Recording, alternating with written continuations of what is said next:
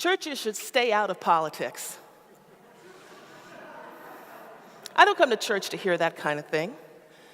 Church should be a place where I can get away from all that bickering and nonsense.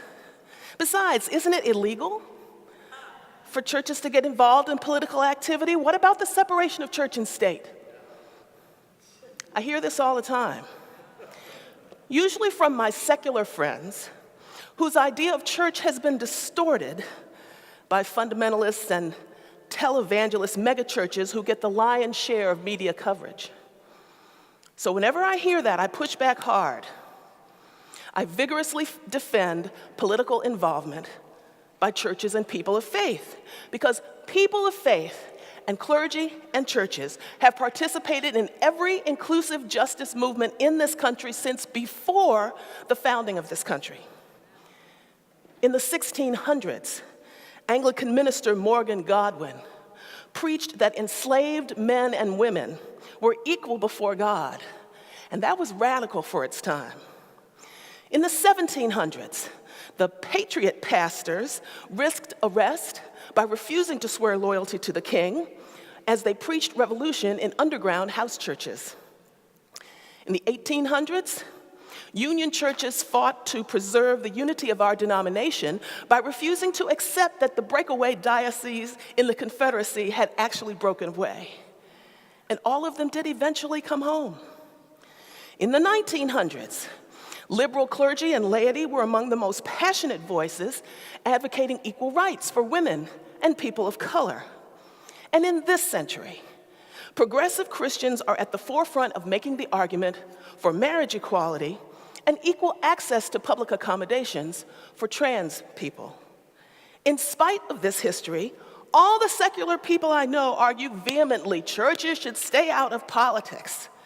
They've gotten the idea that all church-related political activity is pushing patriarchy and white supremacy and restrictions on women's autonomy. They fear giving political power to dominionists who long to establish a theocratic state like the dystopia of The Handmaid's Tale. I fear that also. But that is all the more reason why progressive denominations need to step up our game and be more visible. Otherwise, we continue the impression in the predominant culture that church and God and Jesus belong only to backward, ignorant, science-denying, economically selfish deplorables. That's not true. This is especially important when it comes to votes on budgets and taxes. A school board budget, a town budget, a state budget, a national budget, these are moral documents, a statement of what we value, who deserves to get the most care and attention from taxes and public lands and other pooled resources we hold in common. At its heart, political activity is an organized group expression of how we care for one another, how we express our spiritual values out in the world, how we love our neighbors as ourselves. My faith life cannot be separated from my political views. Your faith life cannot be separated from your political views. But wait, isn't there a law against it? Isn't it illegal? What about the IRS? What about the Johnson Amendment? Now, it is true that the IRS can come after a church or any 501c3 organization for getting involved in certain kinds of partisan politics. The Johnson Amendment says a church can lose its tax-exempt status if you advocate for specific candidates or specific political parties. Candidates or political parties.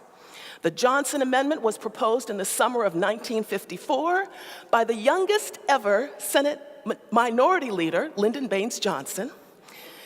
Said a church can lose its tax-exempt status for specific candidates, endorsing candidates, or endorsing specific named parties. There was talk last year of repealing the Johnson Amendment.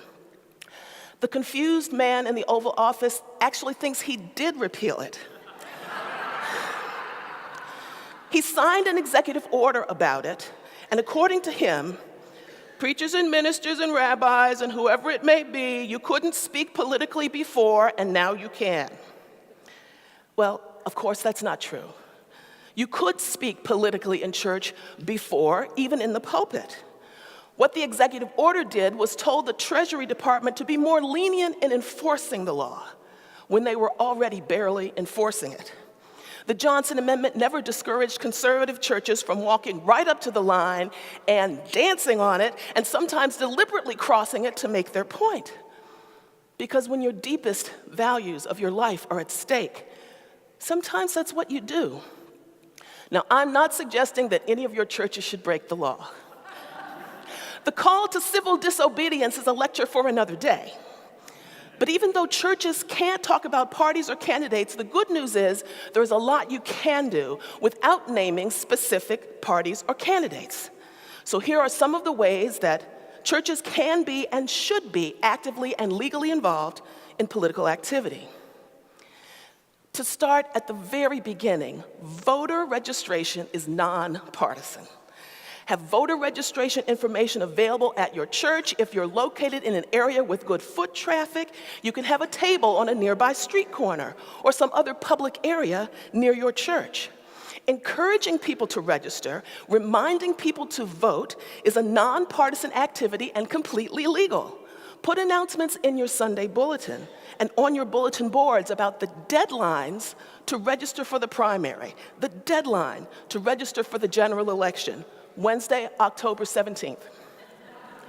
Remind your parish when special elections are coming up and encourage people to vote every year. Not just every 4 years for president, not just every 2 years for Congress. The off-year and the off-year elections are extremely important. Just a handful of faith-based votes could have the power to swing the result and have a substantial impact on your congregation and your community. So at the very least, encourage voter registration. Remind people when to register, remind them when to vote. Ballot questions are legally considered nonpartisan activity, even when it is perfectly clear which party supports which side of the ballot question. So you can have a table with petitions to sign to get questions on the ballot. You can distribute the information brochures that are created by the Commonwealth with pro and con statements about all the ballot questions. Make those available wherever you have public information, such as handouts or flyers in your church. Today, I'm wearing a button about question 1. I gave question 1 buttons to several of the nurses in my congregation. A statement from me is going to be appearing on literature about question 1 that is being distributed around the Commonwealth later this month, with my name and my church affiliation prominently listed. There's no limitation on advocating for ballot questions, especially when the exclusive justice position is as clear as it is on question 3. Equal access to public accommodations for trans men and trans women. We have a group coming to use our church hall for phone banking on question 3. That's a way to bring the neighborhood into the church and demonstrates God's love and acceptance to people who have been badly hurt by other churches whose theology is less inclusive. Voter registration, election reminders, ballot questions, and use of church space by advocacy groups. It's great to see the Black Lives Matter signs and the rainbow flags outside of churches. They send a positive message. At the same time, advocacy groups are always looking for a place to meet and network and organize. It's a very powerful way to connect with the community. You can take a simple step like hosting an anti-racism book group. I strongly recommend Waking Up White by local author Debbie Irving as a place to start. There are so many justice groups looking for space, tenants' rights, workers' rights, immigrant rights, all around us. We did something new last year called the Open and Honest Reading Circle, where people read aloud from historical documents and then talk about their continuing relevance today. My church had an open reading of Coretta Scott King's letter from 1986 opposing the appointment of Jeff Sessions as a federal judge. This is the same letter that our senior Senator Elizabeth Warren was not allowed to read on the Senate floor. Half the people who came to that event were not from the parish. They were from the neighborhood. It created an amazing amount of goodwill in an area, the People's Republic of Cambridge, where some people literally did not know there was such a thing as a progressive Christian because they had never met one or talked to one. So what can you do? Can you partner with Creche, the former mission hub, to plan an intentional affordable housing community? Do you have the space, the resources, the willingness to offer sanctuary to a family facing deportation? You can take the small steps, they lead to the bigger steps. As you pray, the Spirit will lead you and tell you what to do. The last one is personal witness. We have to set example as an individual, whether you are clergy or laity. Set an example as an individual. Go to political events, go to activism events, show up, and make it clear that the Spirit of God is what animates your activism. Go to the Women's March, attend the March for Science, counter-protest when the neo-Nazis and the racists are in town, participate in the Walk for Hunger, join the Pride Parade. One effective way to bring faith into your demonstrations is by carrying protest signs with scripture quotes on them. The John 3:16 signs at the football games, does anybody remember those? They reached millions of people, and other scripture sites can accomplish a similar purpose. Years ago, I attended a demonstration in opposition to a candidate seeking re-election. I took with me a sign that said, Matthew 25:41-46. The Secret Service let me stand right up front. They saw a sign with a Bible citation and they assumed I was a supporter of their candidate. Oh my God, a black supporter, let's get her right up front.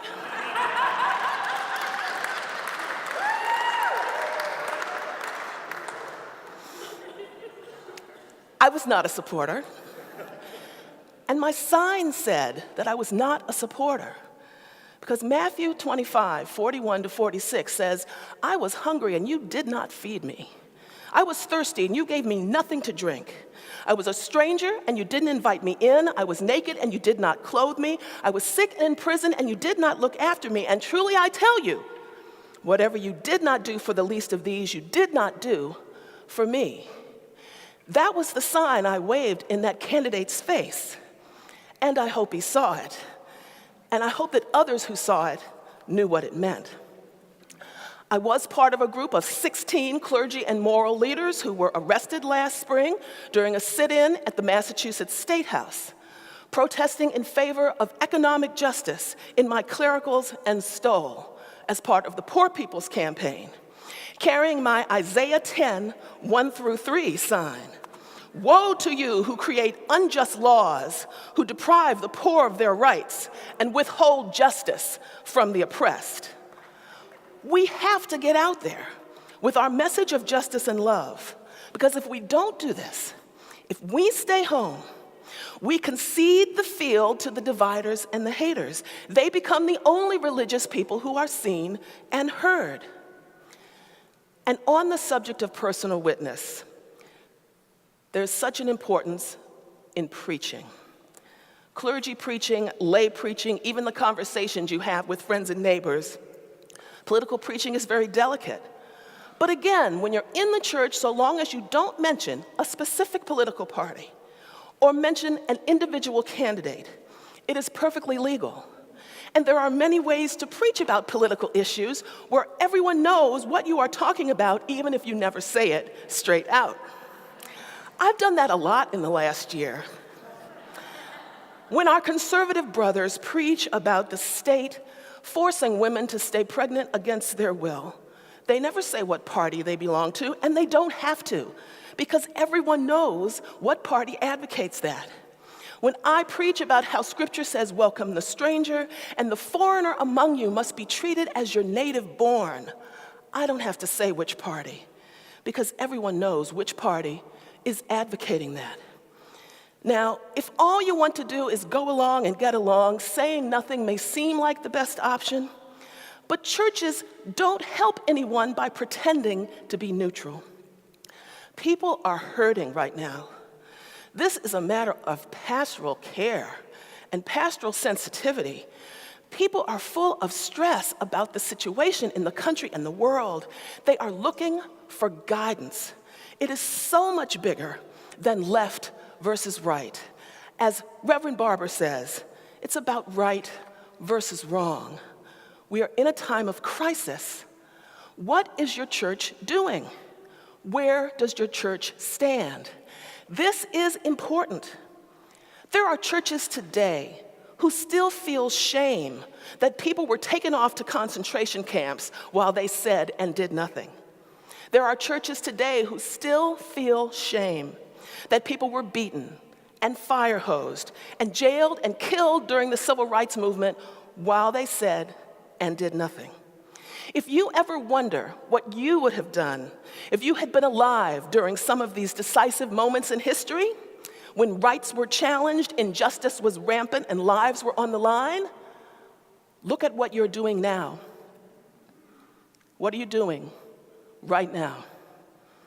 Because the times we're living in right now are history in the making. And all that is required for evil to triumph is for good men and women to do nothing. When khaki-wearing men were carrying torches and chanting Nazi slogans in Charlottesville, what did your church say and do? When thousands of American citizens died in Puerto Rico because they didn't get the same help from their president as electoral vote-rich Florida and Texas, what did your church say and do? It's been 4.5 years since low-income people of color had access to fresh drinking water in Flint, Michigan. What has your church said and done?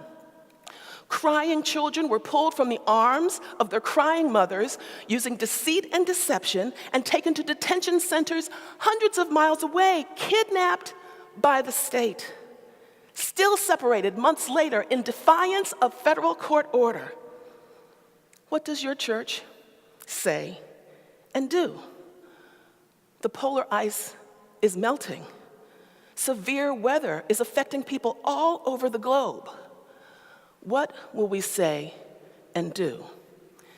It's wonderful to offer thoughts and prayers, but I add that faith without works is dead.